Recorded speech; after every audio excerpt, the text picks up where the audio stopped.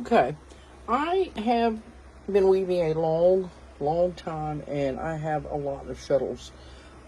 Shuttles are what shuttle, like a shuttle bus or anything like that. They shuttle the weft back and forth when you're weaving. The warp is the part that is put onto the loom, and it goes from the back to the front. And then at the front where you're sitting, you're putting the weft back and forth in between different openings or sheds of threads to make the cloth. All right, so something has to get those threads across the weft threads. If you're doing rag rug weaving or fairly coarse weaving, you're going to need to use a rag shuttle, and this is a fairly small one that can be really long. Longer is better because you can wrap more rags on it, and the shuttle itself with the rags doesn't get huge. This is a very bulky sort of operation. While we're talking, the way you wrap it on is onto the sides, not just around and around in the middle. It'll get too fat, and remember that shed? It won't fit. Here's a handmade, let me find out. Oh, here we go. Here's a hand carved shuttle. I have a couple of these. I used these when I was weaving 18th century Venetian carpet. And you see how it's wound on the sides. You can't slide these. The boat shuttles that are these slide across the warp.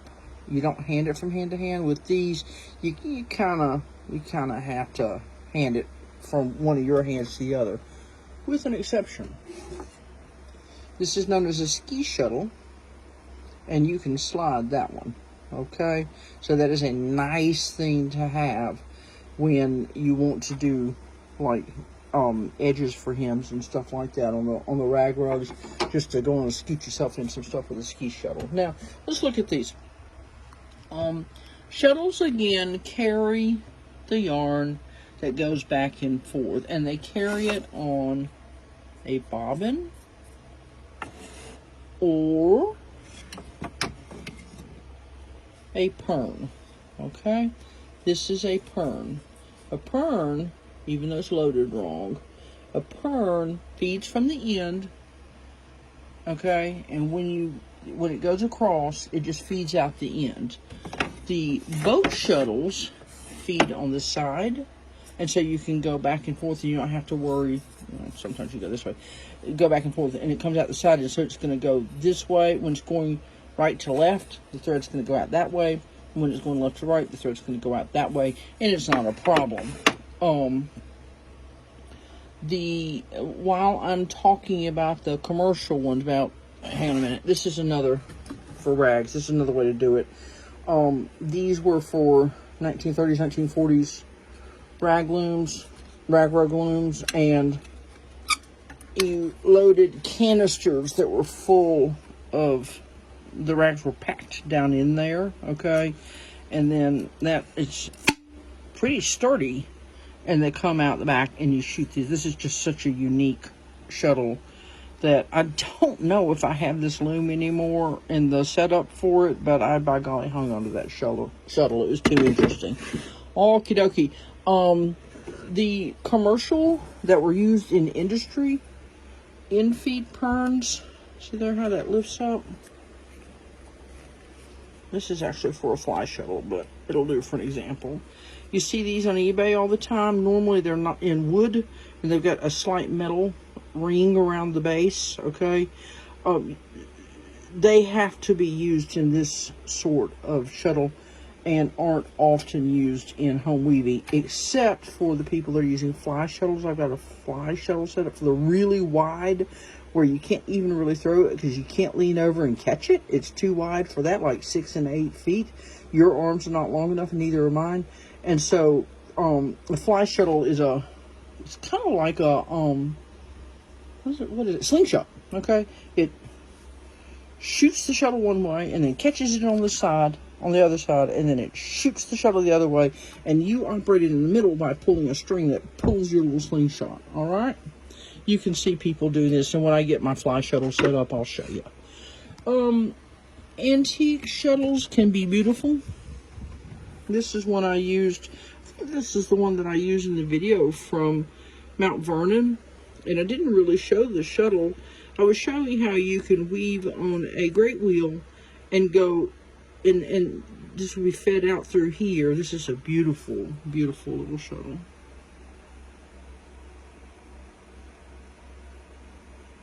Whoever C and D was, it was a lucky recipient. Okay, and that's lead or pewter to weight the shuttle, so it's got a little bit more throwing oomph. The special thing really about this shuttle is this little piece of bone. It will, let's slide it back into place. I've got to push this down. Hang on.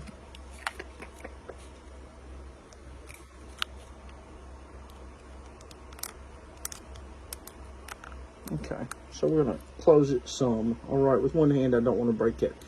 When you want to change this, you would push that, and that opens that gate. And then lift your wire, take off your quill, put on another one, put this back in, close the gate, and carry on. Okay? Metal for weight is commonly seen. You see the weights in there. You see some of the hand carved details here. Okay. And the antiques go on and on as well. People made different styles of shuttles.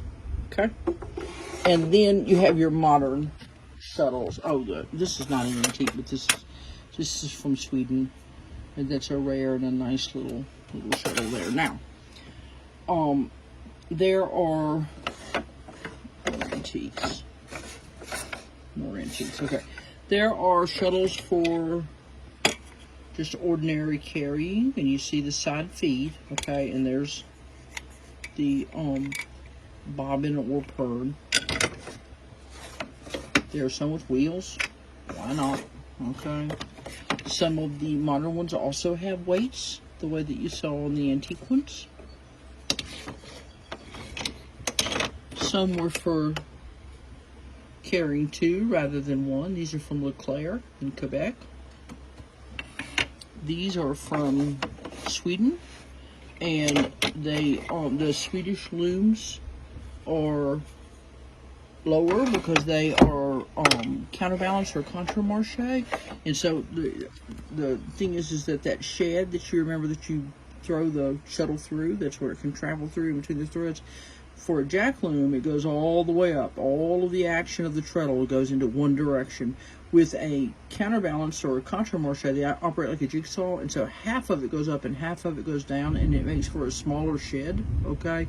And so these lower profile shuttles work best, also with wheels sometimes, work best, as opposed to these for modern jack action looms. You see how tall the shuttle itself is. These were my very first.